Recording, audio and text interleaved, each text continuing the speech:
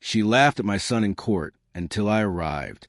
For years, she'd chipped away at his confidence, mocking him, belittling him, making him feel small.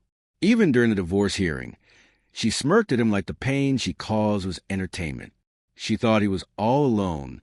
That illusion vanished the moment I opened the courtroom door. The judge froze mid-sentence. "What are you doing here?" he asked quietly. The whole room fell silent. Then she saw me, and the smile vanished from her face. That was the last time she ever laughed at my son. My boy has the kindest heart of anyone I know. Never once raised his voice or his hand. He gave her everything: a car, a home, paid her debts, helped raise her child from another man. And still, she treated him like he was a servant beneath her polished shoes. She insulted him in public, belittled him in front of her parents. And when he finally gathered the strength to leave, she sneered, "You'll never win. I'll take everything you have." I stayed quiet then, not because I was scared, but because I was patient. On the day of the final hearing, she walked in dressed like she was attending a gala. Red dress, head high. Her parents whispering smugly behind her. Her lawyer strutted beside her like a predator. My son sat at the front of the courtroom, head down, shoulders slumped, exhaustion written all over him. Then she stood and started tearing him apart again, calling him weak, emotional, a failure. Her mother even laughed out loud.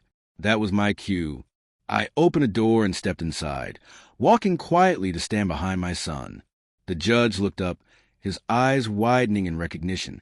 "What are you doing here?" he asked again, this time with something like disbelief. The room went still. Even her lawyer sank into her seat. You see, nearly 3 decades ago, I helped that same judge finish law school, paid his tuition when his family turned their backs on him. He wasn't just a judge.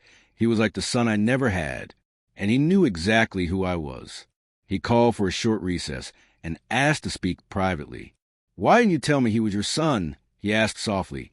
"Because he wanted to fight his own battle. I told him. But now I'm here to end it." When court resumed, everything felt different. No more arrogance. No more laughter. The judge's voice was calm but firm. Before allowing her to continue, he made a formal statement. For transparency, the respondent's mother, Mrs. Hale, is known to this court as a personal benefactor.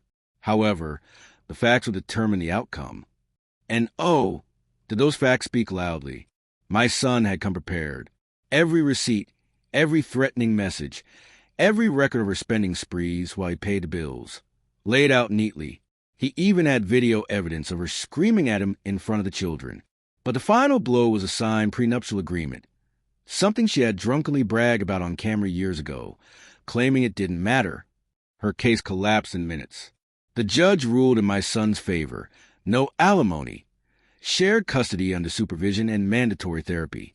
She lost the house, the car, an illusion of control she'd worn like perfume. And that beautiful red dress she wore to court, she bought it from my boutique.